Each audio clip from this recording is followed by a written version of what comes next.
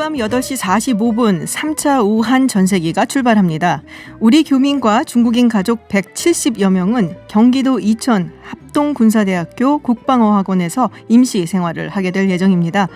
그리고 오늘 28번째로 중국인 여성이 확진 판정을 받았는데 14일 잠복기를 넘긴 첫 살해자가 될지 주목되는 상황입니다. 태영호 전 주영 북한대사관 공사가 오늘 자유한국당에 입당하며 지역구 출마를 선언했습니다. 더불어민주당도 핵 전문가 이경수 부총장을 끝으로 20명의 총선 인재 영입 작업을 마무리했는데요. 서울타임즈에서 자세히 전해드리겠습니다. 김지윤의 이브닝쇼 시작합니다. 네, 국내 소식 알아보는 서울타임즈 시간입니다. 오마이뉴스 박정호 기자 그리고 프레시안의 곽재훈 기자와 함께합니다. 어서 오세요. 안녕하십니까? 네, 안녕하세요. 네, 신종 코로나 바이러스 28번째 확진자가 오늘 나왔어요. 근데 이 확진자 잠복기가 우리가 보통 맥스 한 14일, 2주 정도 생각했었는데 이걸 훨씬 넘는 것으로 여겨져서 논란이 좀 있고 있습니다. 네, 28번 환자는 3번 환자의 지인인데요. 네. 이 30세 중국인 여성이죠. 네네. 이 환자가 3번 환자가 확진되기 전에 함께 성형외과를 방문했거든요. 아, 네, 기억하시죠? 네, 강남의 기억해요. 성형외과. 네. 두 사람이 마지막으로 이 성형외과에서 접촉한 날이 지난달 24일입니다. 네. 이때는 3번 환자에게 발열, 오한 등의 증상이 나타난 이후였는데요. 이날 2차 감염이 됐다면 잠복기가 19일이 지난 셈이거든요. 네. 그러니까 일반적으로 알려진 코로나 바이러스의 최장 잠복기 14일을 넘는 겁니다. 그리고 또 한 가지 가능성도 있어요. 그러니까 28번 환자가 중국에서 감염된 다음에 입국한 경우인데요. 네네. 이 경우에도 28번 환자가 3번 환자와 함께 지난달 20일 중국 우한에서 귀국했으니까 잠복기는 더 길어질 수가 있는 거죠. 그렇군요. 네, 물론 28번 환자가 초기 증상을 인지하지 못해서 확진이 늦어졌을 가능성도 있습니다. 네네. 이 환자가 입국 직후에 성형외과 치료를 받고 소염 진통제를 복용했는데 보건당국은 이 때문에 증상 확인에 제한이 있었을 가능성도 고려하고 있고 조사하고 있다. 이런 입장을 밝히고 있거든요. 네, 그러니까 3번 환자라고 말씀을 하셔갖고 네. 3번 환자가 나왔던 게 굉장히 오래 전 일인데 이게 그렇죠. 그러면은 지난달 26일 이분한테 감염이 된 걸 수도 있고 이미 그 전에 감염이 됐다면 훨씬 더 잠복기가 길게 우리가 봐야 되는 건데 네. 이와 관련해서는 아직은 근거가 불충분하기 때문에 보건당국에서는 조금 이제 두고 보자라는 그런 입장인 것 같습니다. 맞습니다. 그러니까 정은경 질병관리본부장은 네네. 3번 환자로부터 감염됐을 가능성이 더 높다. 오늘 이렇게 밝히면서 잠복기가 끝나서 발병했는지 아니면 진통소염제를 일주일간 먹어서 본인이 증상을 인지를 못해 증상이 숨겨졌는지 보고 있다. 이렇게 설명했습니다. 알겠습니다. 네, 지금 말씀드린 대로 28번째 환자 잠복기 14일이 아니라 19일이 더 될지도 모른다라는 이야기가 나오면서 굉장히 많은 얘기 나오고 있는데요. 지금 28번 환자 담당 병원이 소견이 나온 상태고 어제도 인터뷰를 저희가 요청을 드렸었죠. 명지병원의 이왕준 이사장 전화 연결돼 있습니다. 이야기 좀 들어보겠습니다. 안녕하세요, 이사장님. 네, 안녕하세요. 네, 오늘도 저희가 인터뷰 부탁을 드렸습니다. 고맙습니다. 네. 네, 방금 뉴스 들으셨겠지만 28번째 환자 지금 근데 이 확진자이긴 한데 상당히 증상이 좀 경미하다. 당장 퇴원을 고려해야 될 수준이다라는 이야기를 하셨는데 현재 증상이 좀 없는 건가요, 그럼? 증상이 거의 없다고 봐야 되고요. 네. 이제 지금 이게 오랫동안 잠복기하다가 지금 나타나는 거 아니냐 이렇게 염려하시는 분들이 있는데, 네네. 여러 가지로 가능성을 보면은 이미 처음 3번 환자랑 같이 입국할 때 전후해서 감염이 됐든지 어쨌든 그 상황에서 처음 발병을 했다고 저희도 이제 생각을 하고요. 네. 그다음에 이 환자도 또 굉장히 증세가 시작부터 이제 경미했기 때문에 네네. 그리고 성형외과 그때 수술 전후에 이제 이런 진통소염제나 이런 거가 이 항생제랑해서 투여됐을 과정이 있었기 때문에 네. 굉장히 그 이후로는 이제 모든 증세가 마스킹 됐다고 예상이 됩니다. 네. 그래서 그 이후로 어쨌든 밀접 접촉자로 해서 이제 3번 환자분의 이제 어머님 집에서 계속 격리된 상태로 계속 자가격리된 상태로 생활을 해왔었고, 네네. 이번에 이제 무슨 어떤 특별한 증상이 있어서 검사를 했다기보다는요, 어찌 보면 이제 지금 이분이 이제 출국을 해야 될 상황이 되는 상황에서 이제 확진 검사 내지는 이제 이번 선별 검사를 지금 받게 됐고 거기서 아주 미약한 지금 정도의 그 양성 반응이 나와서 일단 네. 지금 격리 조치를 한 상태입니다. 네네. 그러니까 초기 증상이 뭐 매우 경미했고 또 못 느꼈을 가능성이 있다라는 이야기도 나왔는데요. 자, 그럼 잠복기가 14일이 아니고 19일이나 됐다. 이렇게 봐야 되는 건가? 이거 어떻게 봐야 되나요? 아니 이제 그런 게 네. 아니라고 제가 설명을 못 드렸어요. 네네. 잠복기가 그렇게 있는 게 아니고 지금 증상이 있는 게 아니고요. 지금 증상이 지금 뭐- 경미하더라도 있는 거 아닌가요? 격리하지 한 증상도 없습니다. 전혀. 아, 그 정도예요? 아예 증상이 없어요. 그리고 이분은 지금 사실 정상인 환자인데 바이러스가 아주 미세하게 검출됐기 때문에 네네. 그래서 이제 일단 지금 다시 이제 이 뭐 며칠 후 안에 이제 이게 네거티브로 나오면 네. 뭐 바로 퇴원 조치가 될 상황이고요. 어떤 뭐 치료가 있을 하거나 그런 상황은 아닙니다. 그러니까 사실 이 환자가 만약에 이제 우리가 지지난주 같은 경우에는 사실상 그 증세가 있지 않으면 네네. 중국 그 방문력이나 여러 가지 그 병력 청취에서 그런 역학적인 어떤 소인이 있더라도 그 실제로 지금 증세가 없으면 바로 그 검사를 할 수가 없었어요. 그런 상황에서 계속 이제 자가격리를 하고 있었고 자가격리 상태에서 특별한 증상이 없었던 상황이고요. 네네. 그런 상황에서 지금 이제 출국할 그런 상황이 된 상황에서 이제 이번에 지금은 이제 이 PCR 검사가 많이 여유가 생겼기 때문에 이제 네. 검사를 한 상황에서 격리하지만 어쨌든 이제 포지티브가 나왔기 때문에 어쨌든 네. 바이러스를 지금 보유하고 있다는 상황에서 이제 격리를 하고 있는 상황입니다. 그래서 네네. 특별히 저희가 지금 치료를 뭐 요할 어떤 근거도 없고 뭐 특별히 어떤 상황에 대해서 이상이 없기 때문에 저희가 추가적으로 이제 계속 그 팔로우업 검사를 해서 계속 이제 2번 이상의 네거티브가 다시 나오게 되면은 퇴원 조치가 가능할 네. 것 같고 네. 어제 촬영한 지금 CT 촬영에서도 뭐 폐렴에 대한 그런 전혀 근거가 없고 아주 깨끗한 상태입니다. 네. 그러면은 우리가 무증상 감염이라는 이야기도 있었는데요. 이렇게 증상이 거의 없거나 아주 경미해서 우리가 모르고 지나가는데 감염이 되는 다른 사람이 감염이 되는 그런 케이스도 나올 수 있지 않을까요? 뭐 물론 당연히 있을 수 네네. 있고 그러니까 본인의 바이러스 로드가 바이러스의 그 양이 굉장히 작으면 실제로 증상도 나타나지 않고 다른 사람들한테도 옮겨지지 않는 거죠. 하지만 지금 나와 있는 이 PCR 검사로 하게 되면 그거는 이 사람이 그런 바이러스를 일부 가지고 있다라고 포지티브로 나올 수도 있는 겁니다. 그러니까 거꾸로 얘기하면 지금 이제 우리가 확진돼서 했던 환자들 중에 초반에는 이제 굉장히 바이러스 양이 많았지만 시간이 지나면서 이제 이게 치유가 되거나 바이러스가 이제 없어지게 되면은 네네. 결국 우리가 이제 그거를 확인해서 퇴원시키지 않습니까? 그래서 네. 우리가 그 PCR 검사에서도 일정하게 이제 기준을 정해서 그냥 플러스 마이너스뿐만이 아니고 거기에서 어느 정도의 좀 그 바이러스의 양이 있는지를 상대적으로 측정을 합니다. 그래서 그 기준을 정해서 하는 건데 그 기준에서 이제 아주 그 마지널한 정도까지 갔을 때 우리가 이제 판정을 하는데 지금은 이제 그 기준이 뭐 CT 값이라고 그래서 이제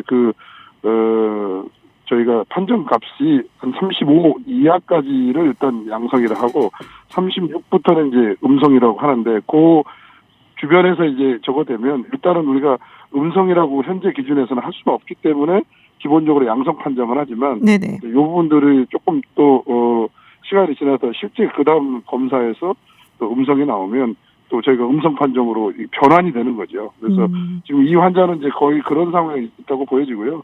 아마 초기에 이미 2주 전에 이제 감염이 됐지만 증상이 네네. 없는 상태였고 그 당시에는 그 검사를 할 수 없었기 때문에 자가격리된 상태로 있다가 지금 거의 지금 완전히 나아가는 상태에서 일단 이번에 검사에서는 포지티브가 나와서 저희에게 입원이 돼 있는 거고 그래서 만약에 우리가 며칠간의 더 추가적인 어떤 그 팔로우업 검사에서 더 이상의 이제 검체가 나오지 않으면 이제 앞으로 또 퇴원이 가능할 거라고 생각합니다. 네, 알겠습니다. 네, 확진자 치료 바쁘실 텐데 전화 연결해 주셔서 고맙습니다. 네, 감사합니다. 네, 지금까지 명지병원 이왕준 이사장이었습니다. 네, 정부가 홍콩 마카오를 오염지구로 정했다라는 이야기가 들어와 있습니다. 네, 중앙방역대책본부는 오늘 정례 브리핑에서 네네. 중국 본토 외에 홍콩과 마카오에 대해서도 내일부터 오염지역으로 지정한다고 밝혔습니다. 이 정은경 중앙방역대책본부장은 홍콩에서는 중국 본토에서 환자가 유입된 이후 중국과 상관없는 감염 사례가 생기면서 지역사회에서 감염고리가 확산하고 있다면서 마카오도 홍콩과 지역적 특성이 유사하기 때문에 홍콩과 마카오를 함께 오염지역으로 지정해 특별검역 관리하겠다고 밝혔습니다. 이에 따라 내일 0시부터 그러니까 오늘 자정부터 네네. 홍콩과 마카오에서 국내로 들어오는 모든 내외국인은 공항에서 이전보다 강화된 검역을 받게 되는데요. 전용 입국장으로 들어와서 개별 체온 검사를 받고 건강 상태 질문서도 제출해야 되고요. 또 국내 연락처가 확인되지 않으면 아예 입국 자체가 불허됩니다. 이 홍콩과 마카오는 지금 환자가 각각 36명, 10명이 발생한 지역인데요. 이 마카오 같은 경우는 중국 내 환자 발생이 후베이성 다음으로 많은 광둥성과 인접해 있기 때문에 그렇죠. 예, 네. 이 지역을 경유한 환자가 국내로 유입될 가능성이 있다. 지금 정부가 이 부분을 좀 유의 있게 보고 있는 것 같습니다. 하긴 광둥성 다녀왔다가 이제 확진 판정 받은 환자가 우리나라에 지금 있잖아요. 네. 네, 근데 저도 이거 받았어요. 신종 코로나 정보를 사칭한 피싱 메일. 네. 네. 안 열어보셨죠? 안 열어봤죠. 그 전에 이미 경고를 제가 네. 받았거든요. 그러니까 이 영문으로 돼 있는 네. 이메일 제목이 코로나 바이러스 업데이트 차이나 오퍼레이션스라고 돼 네네. 있습니다. 이 영어라서 많은 분들이 보시고 열어보시는 분도 있을 것 같고 네. 궁금해서 그러니까. 그런 네. 분들 계실 것 같은데 열어보시면 안 되고요. 아니 습관적으로 할 수도 있어 이게. 네, 그런 게 있어갖고 그렇죠. 정말 주의하셔야 돼요. 주의하셔야 네. 되는데 이메일 수신자가 첨부 파일을 열게 되면 악성 코드에 감염됩니다. 이 감염이 되면 키보드 입력 내용을 가로채는 이른바 키로깅 그리고 컴퓨터 원격 제어 등 해킹이 가능한 백도어 기능을 수행하는 것으로 분석이 되고 있거든요. 네네. 절대 열어보시면 안 되고요. 그리고 정보에 따르면은 이게 문자 메시지 같은 네. 그 피싱, 그 스미싱이라고 하죠. 네. SMS 플러스 피싱에서 스미싱이라고 하는데 이런 것도 지금 계속해서 누적이 되고 있다고 해요. 어제 기준으로 9,482건이 확인됐다고 하는데요. 네. 그것도 의심스러운 전염병 마스크 무료 배포, 바이러스로 인한 택배 배송 지연. 어떻게 보면은 이거 그냥 일상적인 나랑 관련된 얘기죠. 것 같은데라고 네. 눌러볼 수 있는데 눌러보시면 안 됩니다. 네. 그러니까 URL, 그러니까 인터넷 사이트 홈페이지가 누르게 되면 이것도 악성 코드가 감염이 돼가지고요. 자신의 정보나 이런 것들이 빠져나갈 수 있어요. 그러니까 의심스럽거나 아니면 평소에 오지 않는 그런 메시지가 왔거나 이메일이 왔다면 네네. 열어보지 마십시오. 코로나 바이러스 업데이트, 차이나 오퍼레이션 이렇게 이제 되어 있는 이메일 네. 제목이 되어 있는 그런 이메일은 절대 열어보시지 마시길 저희가 말씀을 드립니다. 교통정보 듣고 돌아와서 다시 이야기 나누겠습니다. 네, 서울타임즈 돌아왔습니다. 정치권 얘기 좀 해보도록 하겠습니다. 이게 상당히 큰 이슈였던 것 같아요. 어제 태용호 전 주영 북한 대사관 공사 자유한국당 입당을 했습니다. 그리고 지역구 출마 선언을 오늘 했어요. 국회에서 기자회견도 했고요. 네, 사실 어제 이게 예고가 됐던 네네. 건데요. 이 김영우 한국당 공천관리위원장이 어제 오후에 이제 그 공천관리 회의 결과를 기자들한테 브리핑을 하면서 네. 인재 영입이가 아니고 공천관리에서 인재 영입을 했다고 갑자기 발표를 했습니다. 이제 그 중에 한 명이 태용호 전 이 영국 주재 북한 대사 공사였는데요. 그 김영우 위원장은 이제 서울 지역에 출마를 시키겠다. 아니, 네. 이렇게까지 얘기를 했고 그래서 강남 같은 이제 그러니까 왜냐하면 이제 인재를 영입해가지고 험지 내보낼 수는 없으니까. 그렇죠. 새누리당에서는 강남 정도 좀 이렇게 비교적 그 당세가 좀 있는 지역에 전략 공천하는 방안을 검토 중인 것으로 알려졌고요. 실제로 오늘 이 태 전 공사가 이 비례대표가 아니라 지역구 후보로 도전하겠다면서 총선 출마를 선언을 했습니다.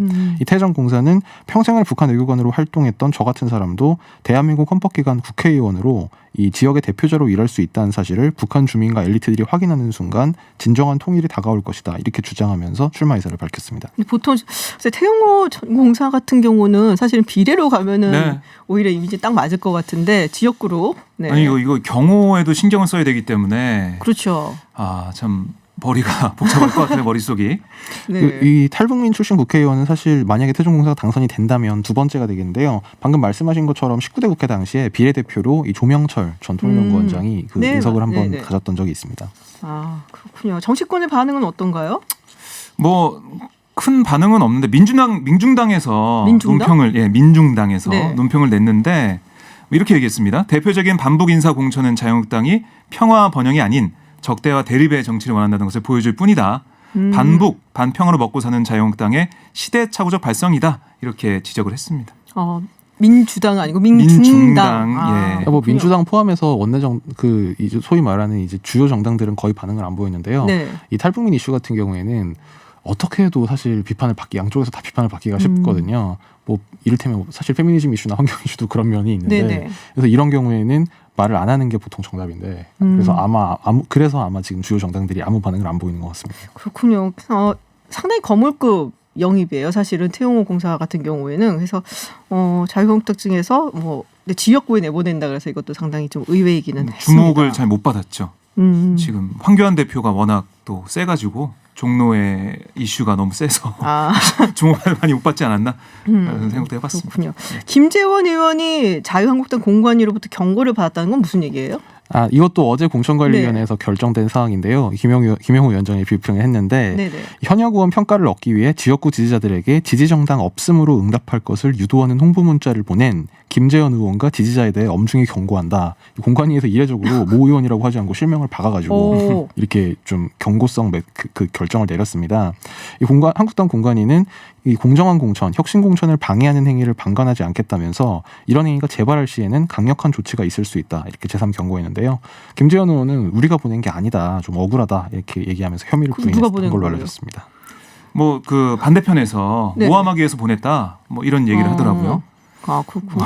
그러니까 이게 지지정당 없음으로 응답을 하라는 게 이게 무슨 뜻인지 약간 의아하실 분들이 있을 텐데 네네. 한국당이 지금 현역 의원들이 얼마나 이제 활동을 잘했는지 평가한 여론조사를 하고 있어요. 네네. 근데 이제 이를테면 TK 지역 같은 경우에는 당 지지세가 굉장히 높은 지역이잖아요. 그렇죠. 그리고 지역구의 당 지지세에 비해서 국회의원 지지도가 낮으면 그 지역구의 국회의원에 대한 지지도가 낮으면 제대로 활동을 못했다 이렇게 보는 거죠. 그러니까 당 지지율은 떨어뜨리고 자기에 대한 긍정적인 평가를 높이는 게 지역구 의원들한테 유리한 겁니다. 그러니까 당 평균에 비해서 지역구가 낮으면 안 되니까 지역구 국회의원에 대한 평가가 낮으면 안 되니까 그렇죠. 당 평가를 낮추기 위해서 지지정당 없음. 예, 그러니까 어느 당이나 마찬가지인데 그 정당 지지세가 굉장히 낮은 데인데 그 의원 지지도가 높으면 이제 그 정당으로 봐서는 이 의원이 대체 그렇죠. 불가의 인재가 되는 거죠. 그렇죠. 뭐 그러면 공천은 따놓은 당상이 되는 거니까 이렇게 한 거 뭐 누가 했는지는 모르겠습니다만 아마 그런 네네. 효과를 노리고 한 것 같습니다. 알겠습니다. 방금 전에 박정우 기자가 얘기했던 것처럼 황교안 대표 이게 이제 어제도 이 얘기가 나왔었죠. 네. 어제 1980 무슨 사태라는 발언을 해서 이제 이 부분에 대해서 상당히 많은 공격을 받고 있습니다. 네. 오늘 한국당에서 해명을 내놨어요. 네. 그러니까 황 대표가 언급한 내용은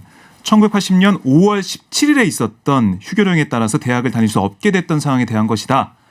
당시 혼탁했던 전국 속에서 결국 대학이 문을 닫아야 했던 그런 기억을 언급한 거다라고 얘기를 했어요. 광주가 아니라 그렇습니다. 휴교령 얘기를 한 것이다. 그러면서 지역 감정을 조장하는 네거티브 공세는 불법적인 허위사실 유포다. 앞으로 발생하는 허위사실 유포와 명예훼손에는 강력한 법적 대응에 나설 것이다. 라고 경고까지 했습니다. 네네. 근데 사실 이 5월 17일 비상계엄을 통해서 휴교를 한 게 이게 연결되는 부분이 있거든요. 그렇죠. 그렇죠. 예, 80년 5월 15일 서울역 광장에 대학생들이 모여서 시민들이 모여서 계엄 해제와 유신 세력의 퇴진 요구했고 뭐 이어서 5월 17일 이때 휴교령이 내려지고 대학이 다 문을 닫았죠. 그다음에 5월 18일 전남대학교 정문 앞에서 네. 대학생과 계엄군 사이에 충돌이 있었습니다. 그게 광주 민주화 운동이 불씨가 됐는데 글쎄요, 저는 좀 궁색해 보이더라고요. 연결되는 흐름인데 5월 17일 그걸 탁 집어서 그 휴교령 얘기한 거다. 네네. 글쎄요. 뭐 이런 뭐 비판도 뭐 이 송갑석 네. 광주 서구갑 민주당 의원이 또 지적하기도 했고요. 네네. 여기저기 좀 나오고 있습니다. 알겠습니다. 또 민주당이 4.15 총선 출마자 전원에게 서약서를 받았다고 집 한 채 빼고 다 팔라고 했다는데 이게 너무 보여주시기 아닙니까? 박지원 기자 어떻게 생각하세요? 예, 이게 어제 나온 얘기인데요. 이 네. 민주당이 공천 실효성이 있을까요, 그때? 신청자들로부터 이 주택 한 채를 제외한 나머지 주택 부동산 매각 서약서를 제출받은 걸로 알려졌어요. 네. 이게 이제 정부 부동산 정책 기준에 부합한 후보자를 내겠다 네. 이런 방침이고 당선 뒤 2년 이내에 실거주 외 주택은 매각한다 이런 서약을 한 건데요. 그러니까 그러니까 이를테면 집이 2채 이상인 사람은 공천을 안 준다는 게 아니라 지금은 2채 이상이라도 공천은 주는데 당선되고 2년 이내에 팔아라. 당선되고 2년 이내에. 예, 시간이 많이 남았죠. 그러네요. 많이 남았네. 예. 그러니까 그만큼 조심조심하고 있다 이런 느낌이 들더라고요. 부동산이 이게 아무래도 핫하기 네. 때문에 민주당 측에서는 조금 조심해야 될 이슈다라는 걸 네. 잘 알고 있는 것 같습니다. 정봉준 전 의원 오늘 기자회견을 열어서 입장을 밝혔습니다. 민주당 측에서 부적격 판정을 받았는데요. 네. 네. 과연 이제 무소속으로도 출마를 할 것인지가 또 관심사잖아요. 그러니까 공을 공관위로 넘겼어요. 뭐 결론을 말씀드리자면 네네. 먼저 원통하고 서러워서 피를 토하며 울부짖고 싶은 심정이다라며 네. 울먹이면서 억울함을 강조했고요. 공관위 결정에 대한 승복 여부에 대해서는 양날의 칼이다. 공이 공관 위로 던져졌다라고 공관을 겨냥을 했습니다.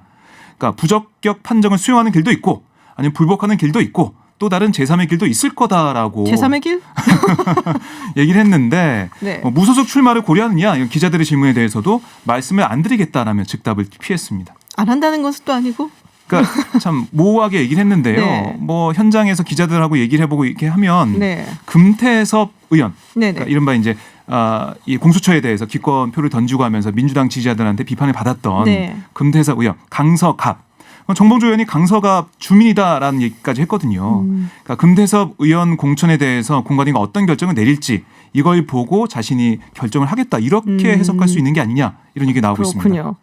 곽재영 기자 입을 꼭 다물고 네, 뭔가 하실 말씀이 있을 것 같은데. 아무 말도 안 하겠습니다. 아무 말도 안 하겠다고요? 네, 알겠습니다. 네, 국내 뉴스 서울타임즈 여기까지 듣도록 하겠습니다. 지금까지 프레시안 곽재훈 기자 그리고 오마이뉴스 박정호 기자였습니다. 오늘 고맙습니다. 네, 고맙습니다. 수고하셨습니다. 네, 해외 뉴스 알아보는 서울타임즈 시간입니다. 전준 캐스터와 함께합니다. 어서 오세요. 네, 안녕하세요. 네, 중국 신종 코로나 바이러스 감염증 중국에서 하루 사망자, 누적 사망자 지금 뭐 어마어마하게 늘어났어요. 1,000명을 지금 넘었습니다. 네, 그렇습니다. 11일 0시 현재 전국 31개 성에서 누적 확진자가 42,638명, 사망자가 1,016명이라고 발표가 됐습니다. 네. 확진자가 하루 전보다 2,478명, 사망자는 108명이 각각 증가했는데요. 신규 사망자 수가 7일과 8일에는 80명대, 그리고 9일에는 90명대, 네. 근데 10일과 11일 이틀 연속 100명 선을 넘어섰습니다. 그래서 지금 위중한 환자들이 많아서 사망자가 이렇게 계속 급증하는 것이 아닌가 이렇게 해석이 되고 있는데요. 지금 그래도 후베이성 이외 지역의 하루 신규 확진자가 일주일 연속 낮아져서 처음으로 300명대로 떨어지면서 좀 좋은 소식도 들려오긴 했습니다. 아, 그렇군요. 아, 이게 좀 빨리 좀 진정이 됐으면 네, 좋겠는데 네. 숫자가 점점 늘어날 때마다 가슴이 네, 좀 아프더라고요. 그렇습니다. 네. 근데 시진핑 국가 주석 네. 사실 그동안은 리커창 총리가 좀 많이 나섰거든요. 네네. 근데 이제는 좀 급했다 싶었나 봐요. 좀 위기감을 느꼈는지 직접 현장 방문을 했다라는 소식이 있습니다. 그렇습니다. 어제 베이징에 있는 디탄병원, 네. 자오양구의 질병예방통제센터와 주민센터 등을 시찰했는데요. 디탄병원은 베이징에서 가장 많은 환자들이 치료를 받고 있는 곳이고요. 자오양구는 확진 환자가 가장 많은 지역입니다. 네네. 관련 현장을 찾은 게 지금 처음이에요. 시진핑 주석으로서는. 이날 행보는 사망자가 계속해서 급증하고 또 신종 코로나 확산을 최초 경고했던 의사 리원양 사망을 계기로 여론이 크게 악화한 데 따른 것이다. 이런 해석이 나오고 있습니다. 전역에서 지금 거센 분노와 비난이 일면서 리더십에 적지 않은 타격을 받을 것을 우려해서 결국 민심을 달래기 위해서 현장을 찾았다. 이런 얘기인데요. 현장을 찾았는데도 중국 SNS에서는 생색내기에 불과하다.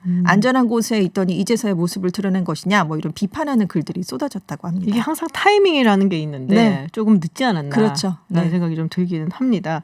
자, 홍콩에서 그 코로나 바이러스 확진자가 거주하는 아파트 이 배관 파이프를 네. 통해서 이게 바이러스가 전파가 됐을 수 있다라는 얘기가 나오고 있는데 이게 그렇습니다. 무슨 얘기인지 좀 설명 좀 해주세요. 그러니까 오늘 새벽에 신계 칭이 지역에 있는 홍메이 아파트에 같은 라인에 사는 주민 100여 명을 이런 이유로 긴급 대피를 시킨 건데요. 어제 이제 홍콩에서 42번째 확진자가 감염이 확인이 됐어요. 네. 근데 같은 아파트 주민이면서 지난달 30일에 먼저 확진 판정을 받았던 12번째 확진자로부터 감염됐을 가능성이 제기가 된 겁니다. 왜냐하면 12번째 환자, 42번째 환자가 이 아파트의 같은 라인인 307호와 1307호에 살고 있었대요. 아, 7호 라인에, 7호 라인에? 네, 계속 살고 있었는데 이제 전염병 권위자인 위안거용 홍콩대 교수가 현장 답사를 마친 뒤에 배설물을 옮기는 파이프가 공기 파이프랑 이어져 있어서 1307호에 거주했던 그 확진자의 배설물에 있던 바이러스가 아래층으로 옮겨졌을 가능성이 있다라고 얘기를 한 겁니다. 이게 이제 만약에 사실이면 공기 중에 떠 있는 고체 입자라든가 액체 방울로 전파되는 이른바 에어로졸 감염 네네. 가능성을 시사한 그러니까요. 것이기 때문에 네. 지금 주목이 되고 있는데요. 왜냐하면 사스가 대유행했을 때도 집단 감염이 발생했던 홍콩 타오다 아파트도 바로 이런 경로로 감염이 됐었어요.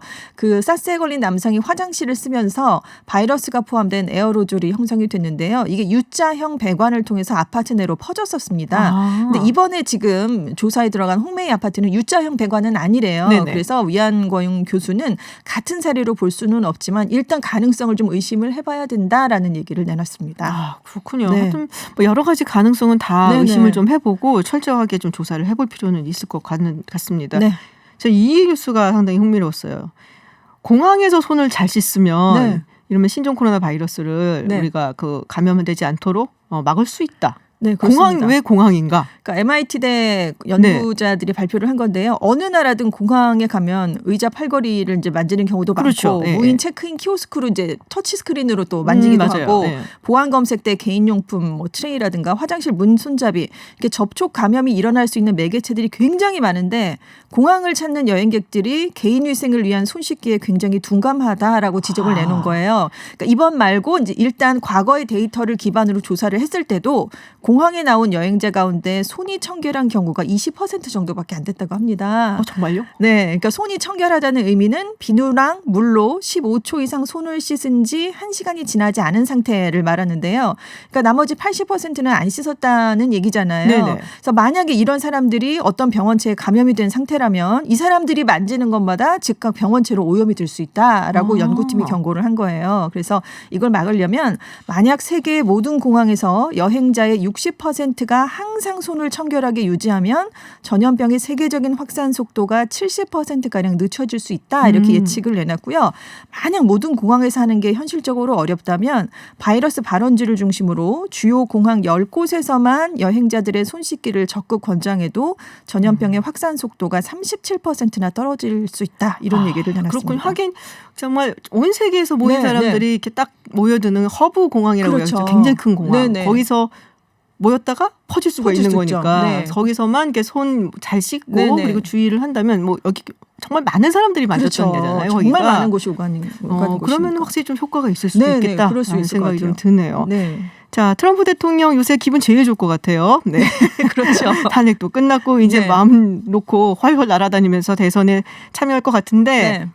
대선이 끝나기 전에 북미 정상회담을 갖지 않을 것이다라고 CNN이 보도를 했습니다. 보도를 했어요. 네, 10일자 보도에 내놨는데요. 트럼프 대통령이 자신의 네. 최고위 외교정책 참모들에게 11월 3일에 실시되는 미국 대선 전에는 김정은 북한 국무위원장과 정상회담을 갖는 걸 원치 않는다고 말을 했다. 이렇게 보도를 했습니다. 네.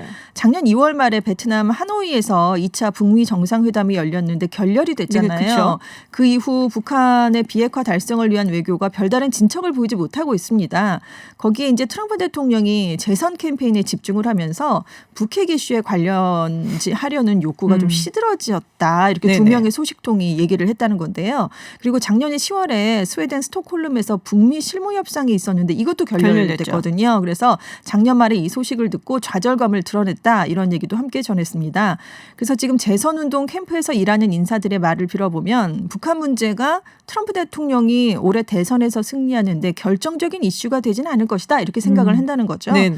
그래서 트럼프 대통령이 4일에 국정연설을 했는데 취임 이후 처음으로 북한 얘기를 안 했잖아요. 그래서 이제 주목을 받았는데 북한은 지금 트럼프 대통령이 대북 제재를 선제적으로 완화하기 전까지는 우리도 대화에 흥미가 없다. 이런 얘기를 하고 있는데 이 참모들의 생각은 미국의 제재 완화는 먼저 이루어지지 않을 게 확실하다. 이런 네. 얘기까지 내놨다고 합니다. 그래서 사실 이게 미국 대선에서 네. 원래 외교 정책이 네. 별로 그렇게 영향이 그렇죠. 없어요. 네. 네, 그나마 그래도 외교적으로 뭐 이슈가 되고 또 이제 뭐 토론회 하면은 이거는 이제 주제로 해서 외교적인 이야기를 막 할 때 네. 제일 많이 나오는 게 중동 얘기가 여태까지 그렇죠. 제일 많이 나왔고 네. 그다음에 뭐 중국 네. 이제 그리고 이제 북핵 북한. 이슈가 네. 뭐 조금 나왔는데 상대적으로 상당히 그 비율은 떨어진다. 네. 그리고 미국 사람들이 유권자들이 그렇게 외국에 관심이 별로 없죠. 없습니다. 네, 사실. 국내 문제에 더 관심이 네. 많잖아요. 그래서 네. 지금 사실 뭐 미국에서 꼽는 이번 대선에서의 아젠다다, 네. 뭐 중요한 이슈다라고 한다면은 아무래도 이민자 문제, 그렇죠. 그리고 헬스케어, 건강보험 문제,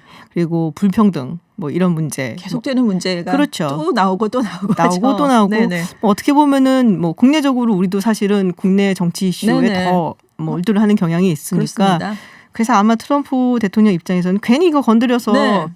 뭐 밑져야 본전이 되지 않겠냐라는 생각을 할 수도 있어요. 그러니까 긁어서 부스럼이 될 수 있다. 약간 이렇게 생각을 한다는 거죠. 그래서 네. 일부러 뭐 모른 척 하고 있고 별로 이렇게 하고 싶지는 않아 한다. 이런 얘기가 이번에 나오게 됐습니다. 근데 또 북한 측에서도 굉장한 어떤 카드를 내놓는다면 네. 또 업적 하나 쌓는다 그렇죠. 생각하고 뭐 나올 수는 있긴 한데. 근데 지금 북한도 자력갱생을 강조하면서 약간 꽁꽁 숨어 있는 그런 입장이잖아요. 그렇기 그렇죠. 때문에 예. 이게 전향적으로 과연 뭔가 대화 분위기가 바뀔 수 있을지 좀 주목을 해봐야 될 것 같습니다. 네. 그리고 현재 시각 11일 뉴햄프셔에서 민주당 경선이 네. 한 번 더 있습니다. 그렇습니다. 네. 지금 판세가 조금 막 변한 것 바뀌고 같아요. 있죠? 아이오와가 끝나고 네네. 나서. 부티지지 후보한테 지금 많은 관심이 몰리고 있는데 지금 샌더스 의원이 전국 단위 여론조사에서 처음으로 1위를 했다라는 얘기도 또 들려오더라고요. 네네. 그래서 지금 막판 뒷심을 발휘할 수 있을지 그리고 바이든 전 부통령이 5위로 떨어졌다는 얘기가 나오고 4위까지 떨어진 것도 충격적인데 지금 5위까지 떨어진 거면 거의 꼴찌에서 이게 올라갈 수 있을 것인가. 그래서 흑인의 표심을 과연 누가 잡아올 것인가 이런 얘기가 나오고 있잖아요. 사우스캐롤라이나가 흑인들이 굉장히 네. 많고 네. 거기에 등록을 해서 이제 뭐 투표를 하겠다는 민주당 유권자들의 네네. 한 3분의 2가 흑인이에요. 네. 그래서 네. 지금 바이든 네. 후보는 거기서 표심을 내가 얻을 수 있다라고 생각을 하는 것 같은데. 근데 거기 가기 전에 이미 그러니까요. 넘어져 버리면 저렇게. 승기가 너무 꺾여서 지금 이게 완주가 과연 가능할 것인가. 이게 벌써 지금 초반인데도 지금 이런 얘기가 벌써부터 나오고 네. 있습니다. 그리고 그 와중에 저 멀리서 블룸버그가 웃고 네. 있다라는 그렇죠. 이야기. 사실 그동안 바이든 이제 전 부통령이 네. 자기하고 너무 겹치거든요. 이미지나라든지 그렇습니다. 뭐 정치적인 네. 성향이라든지 이런 게 너무 겹치고 그래서 내가 바이든이 저렇게 승승장구할 때 나가봤자 네. 별일 없을 것 같고 그래서 이렇게 뒤로 좀 숨어 있었고 그래서 사실 뒤늦게 어플라이를 하는 바람에 앞에 4개를 놓치는 그렇죠. 거거든요. 근데 지금 보니까 바이든이 막 밀린단 말이에요. 네네.